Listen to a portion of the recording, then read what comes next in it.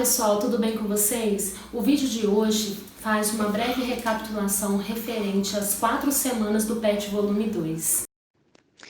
Pessoal, para eu entrar na história do cinema, antes de mais nada, eu vou explicar para vocês sobre o termo de linguagens artísticas e o termo do audiovisual. Então, eu vou ser bem objetiva na explicação. Vamos lá. Linguagens artísticas. Existem 4 tipos: artes visuais, dança, teatro e música. As artes visuais seria aquela arte de ver, observar, contemplar. A dança seria a arte de movimentar o corpo. Já o teatro pode ser considerado também como arte de movimentar o corpo, seria a arte de contracenar. E a música seria a arte da escuta. Aonde que entra o termo do audiovisual? Antes de mais nada, eu vou explicar para vocês o que seria audiovisual. Audiovisual combina som e imagem. Áudio, o som, e imagem, o visual. Ele está embutido dentro das artes visuais, que seria a arte de ver, a arte de enxergar, a arte de contemplar. Tá, mas aí o audiovisual tem a ver com cinema? Sim, exatamente. Tem a ver com cinema, com animação, com os videoclipes, enfim. Tá, mas o teatro também é um audiovisual? Pode ser considerado como audiovisual, sim. Mas ele tá com uma parte, né, das linguagens artísticas também. Né? A música pode ser também um termo de audiovisual, só se for quando for a apresentação de um show. Então vamos lá, galera. Como eu falei um pouco das linguagens artísticas, só para a gente recapitular, são 4 tipos e elas fazem parte da humanidade desde há muito tempo, desde os tempos remotos, desde a época da pré-história. Mas aí, o que eu vou entrar nessa parte? Eu vou explicar sobre a origem do cinema. Tá, mas a origem do cinema foi através de Hollywood? Não, não, não. A origem do cinema foi há muito tempo atrás. Quando trabalha essa questão de enxergar e de contar uma história, né? Quando conta uma história, quando retrata uma história da humanidade, podemos dizer que é lá para trás, com as pinturas rupestres, que seria o quê? Uma forma de contar uma história, uma forma de retratar cenas do cotidiano. Então, a linguagem do audiovisual, quando fala audiovisual que combina som e imagem, né, trabalha o quê? O som, a escuta, né, o áudio e a imagem, que seria o visual. A linguagem audiovisual trabalha a questão também da linguagem verbal. Por quê? Porque transmite uma determinada mensagem específica. Tá, mas na época das pinturas rupestres, não tinha escrita, realmente não tinha escrita, somente a imagem.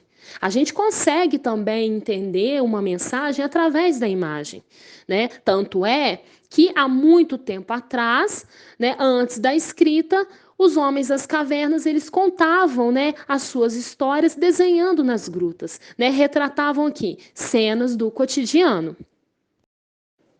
Pessoal, anteriormente eu havia explicado para vocês de uma forma bem resumida e bem objetiva sobre as linguagens artísticas. Por que eu expliquei antes? Para eu chegar nesse termo do audiovisual e sobre a história do cinema. E para eu explicar a história do cinema, eu preciso de falar sobre a fotografia. Por quê? Porque um tópico puxa o outro. E a fotografia, mais precisamente, ela surgiu um pouco antes do cinema. Então vamos lá. Em 1826 surgiu a ideia de captar uma imagem de uma forma muito rápida. E o francês Joseph Nicéphore Niepce foi considerado o precursor da imagem congelada, que seria a fotografia. Naquela época ele fez vários experimentos e através de uma gravura ao sol chamado heliografia que ele captou a primeira imagem congelada. Posso dizer que a primeira imagem seria uma foto que ele tirou do sótão da sua casa, da janela do sótão, né, onde a imagem ela não tem foco, né? A imagem ela é totalmente pixelizada, não dá para enxergar exatamente, né, o que seria ali naquela imagem. Com o tempo, né, foram surgindo outros estudiosos. Posso dizer que esses estudiosos, eles eram cientistas, eram químicos, físicos, e através de vários estudos, através de várias curiosidades, eles conseguiram, né, descobrir a imagem congelada. Já em 1839, outro estudioso chamado Louis Jacques Daguerre, ele também fez vários experimentos para poder captar uma imagem. E ele, né, criou uma máquina de retrato chamada daguerreótipo. Posso dizer que é uma máquina de retrato, né? E naquela época as imagens elas eram pretas e brancas. Com o tempo, quando foi em 1861, né, outro estudioso, que era um físico chamado James Clerk Maxwell, que descobriu a cor na fotografia. Assim mesmo, a fotografia ela não era totalmente com a cor nítida que vemos hoje, né? Ela tinha um tom mais ou menos de sépia, né? Que foi aí através de vários experimentos que ele descobriu que a fotografia ela poderia trabalhar essa questão da cor. Com o tempo, a fotografia ela foi evoluindo, suas técnicas, a imagem, né? E foram surgindo vários outros fotógrafos no decorrer dos tempos. E hoje a gente vê aí que a foto, né, qualquer pessoa pode registrar, seja por meio de aparelhos celulares, né, outros, né, aparelhos, enfim, como a fotografia digital, que está sendo muito usada. Anteriormente, eu expliquei sobre a fotografia. Falei bem resumidamente, né, sobre a história da fotografia. Para eu chegar na história do cinema, foi preciso eu explicar sobre a fotografia. Por quê? Porque existem várias formas de experimento para poder chegar numa imagem em movimento. Né? Uma das técnicas que trabalha a imagem em movimento é chamada stop motion. O que seria stop motion? Stop motion é uma técnica, né, onde é trabalhada quadro a quadro, né, onde pega um objeto principal, né, tira foto de vários movimentos dele ali e depois rapidamente, né, com a técnica no computador, onde muitos fazem isso hoje em dia, acabam criando vida daquele objeto inanimado. Depois eu vou voltar nessa parte do stop motion, que ela faz parte da semana 3 do PET. Qual foi a origem do cinema? A origem do cinema foi há muito tempo atrás. Como eu havia explicado para vocês, essa ideia de contar uma determinada história foi lá dos tempos remotos, na época dos homens das cavernas. Aí, com o tempo, né, foi evoluindo de técnicas, materiais, para até então chegar nessa ideia de criar uma imagem em movimento. Antes de mais nada, eu vou falar do conceito de cinema. Cinema seria a abreviação de cinematógrafo. Cine, movimento, e ágrafo, gravar. Então, o cinema é um movimento gravado. Para poder explicar a origem desse movimento gravado, foi há muito tempo atrás, onde diversos inventores de países como França e Estados Unidos, que desenvolveram aparelhos para captar e projetar imagens em movimentos. Eu vou explicar para vocês quais foram esses aparelhos. O primeiro aparelho, chamado lanterna mágica. A lanterna mágica ela foi inventada no século 17. O que seria? Seria a câmara escura que projetava através de lentes e luz desenhos pintados à mão em vidros. O narrador contava a história e algumas vezes havia acompanhamento musical. Outro aparelho que captava a imagem em movimento foi construído em 1877, chamado praxinoscópio. O praxinoscópio foi construído pelo francês Charles-Émile Reynaud. Consistia num aparelho de formato circular, no qual as imagens iam se sucedendo e dava a sensação de movimento.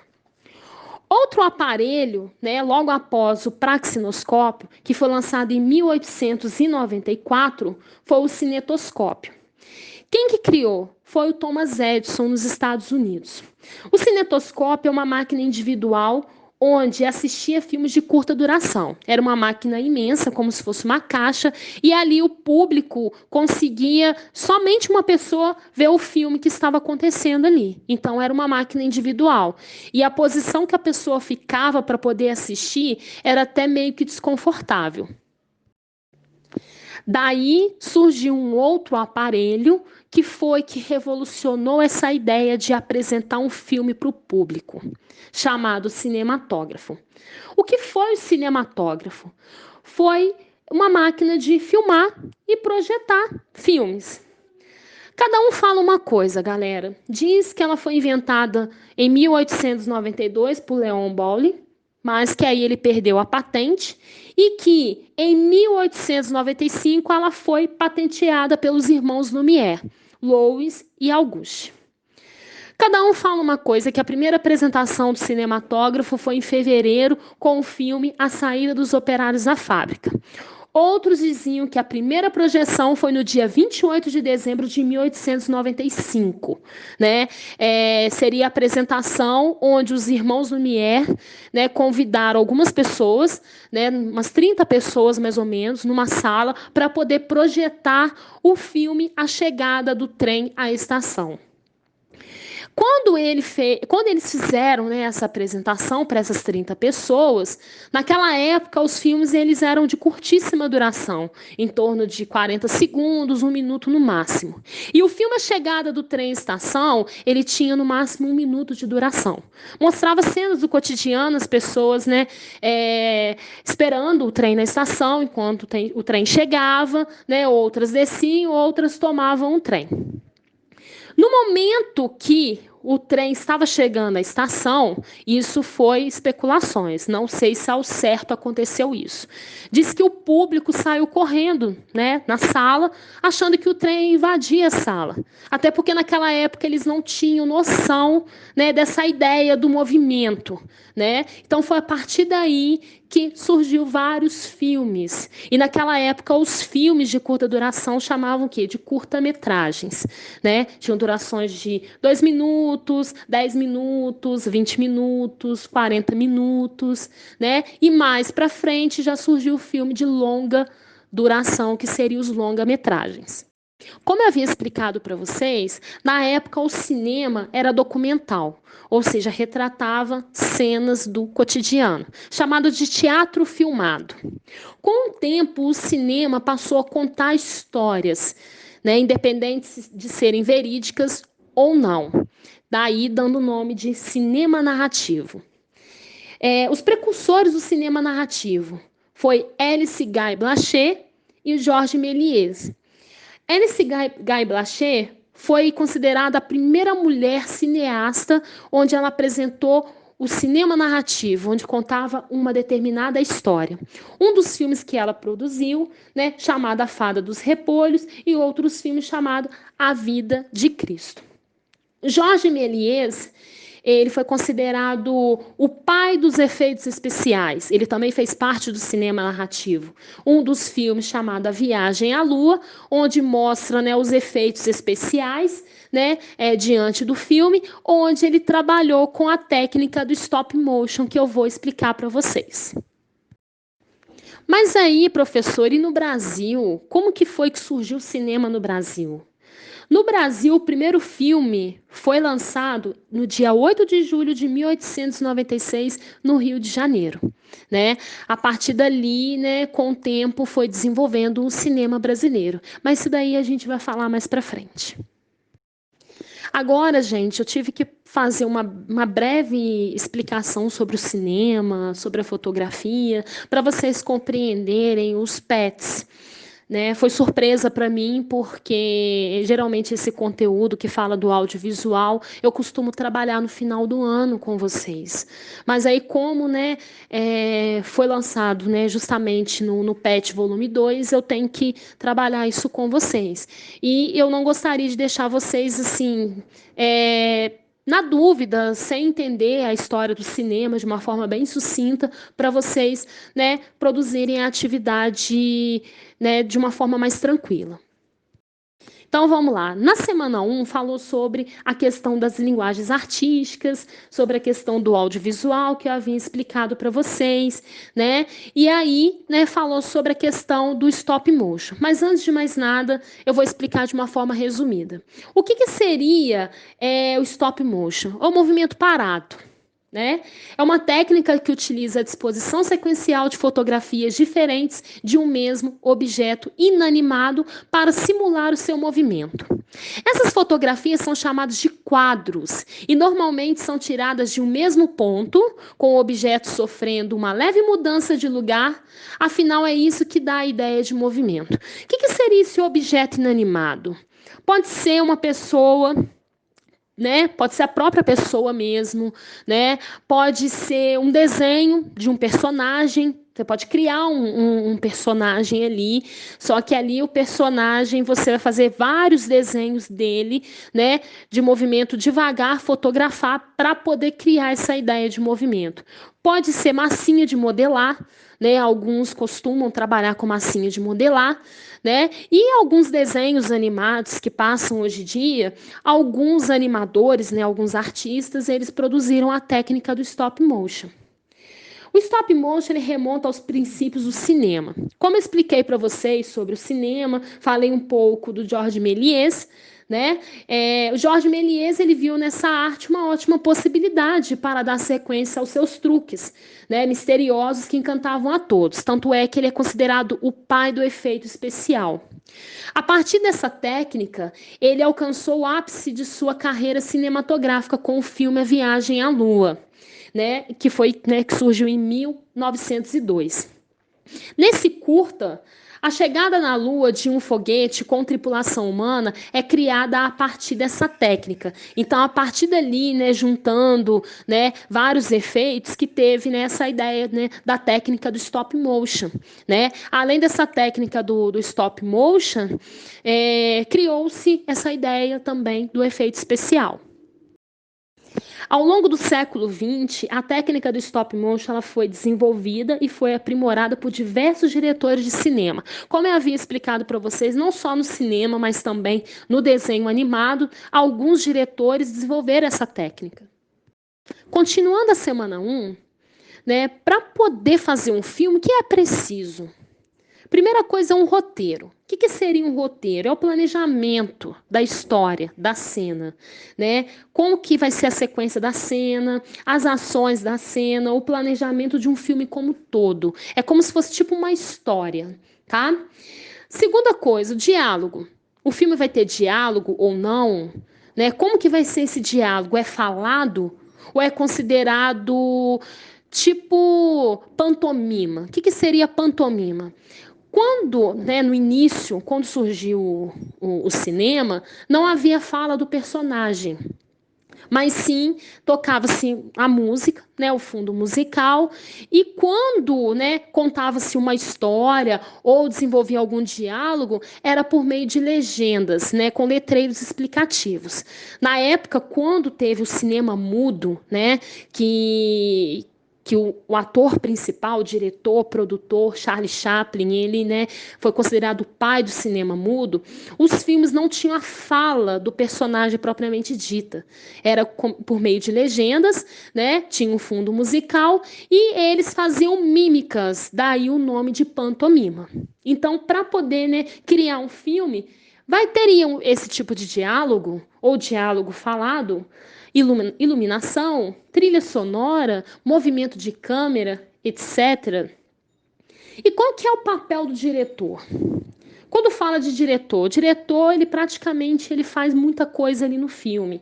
Ele desenvolve a narrativa, ele acompanha todo o processo de filmagem, ele orienta na captação das imagens, a ação dos atores, ele briga, ele discute, ele fala que está tudo errado, pede para cortar, né?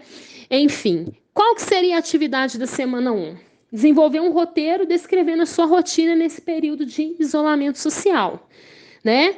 É um roteiro, resumidamente, como que está sendo a sua rotina, né? Eu fico o dia inteiro dormindo, eu assisto série, eu assisto filme, eu fico só na internet, eu não quero saber de estudar, eu não tô afim de estudar, não tô afim de olhar peste, tô afim de olhar nada, ou então eu tenho que estudar, eu tô sobrecarregada, isso e aquilo, né? É descrever a sua rotina ali, como que está sendo o isolamento social e qual que é a sua rotina. Depois, vocês irão escolher 3 coisas que consideram importantes de sua rotina. Para mim, mais importante é assistir filme. Para mim, mais importante dormir. Depois descrever com detalhes suas ações em cada cena. Qualquer dúvida, vocês podem, me perguntar, seja no WhatsApp, no chat ou na própria plataforma, que eu estarei explicando para vocês. Na semana 2, o tópico é o uso da câmera na filmagem, planos e enquadramentos. O que seria enquadramento? É a deliberação que vai aparecer em cada cena e como elas serão assistidas posteriormente. O enquadramento depende diretamente do plano, da altura do ângulo e o que está filmado. Quais são os tipos de planos? O plano geral, que seria a câmera que ela fica longe dos objetos, onde mostra todo o cenário, toda a ambientação. O plano de conjunto, que seria o tipo de plano geral, mas é possível identificar os rostos e objetos mais distantes. O plano médio, a câmera posicionada a uma distância média do objeto, O plano americano, que seria a imagem captando do joelho para cima do objeto, da pessoa, do personagem principal ou personagem coadjuvante. E o plano fechado, ou close-up, é a câmera que foca o objeto ou a pessoa de maneira muito próxima, sendo possível ter muitos detalhes do que é filmado. De repente, vai filmar a reação da pessoa ali, aí a câmera foca diretamente no rosto da pessoa. A atividade da semana 2, foram distribuídas várias imagens e vocês vão identificar que tipo de plano que essa imagem combina, tá bem? A semana 3 fala do stop motion, que seria a imagem em movimento.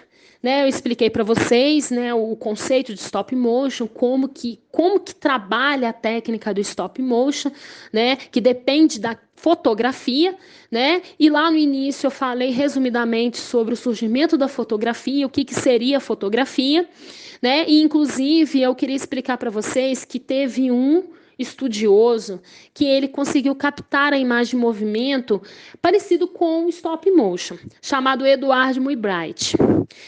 Um dia o Edward Muybridge ele foi assistir uma corrida de cavalos e ali ele descobriu que através do movimento do cavalo ele conseguia captar a imagem na fotografia. Então ele tirou várias fotos, desse cavalo, na corrida.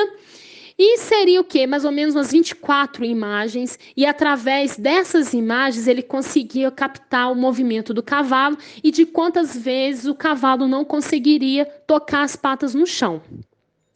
E depois ele foi trabalhando essa técnica e foi daí que ele conseguiu descobrir essa imagem em movimento através da fotografia. Podemos dizer que o stop motion é parecido com essa técnica. E podemos dizer também que o GIF é um pouco parecido com essa técnica.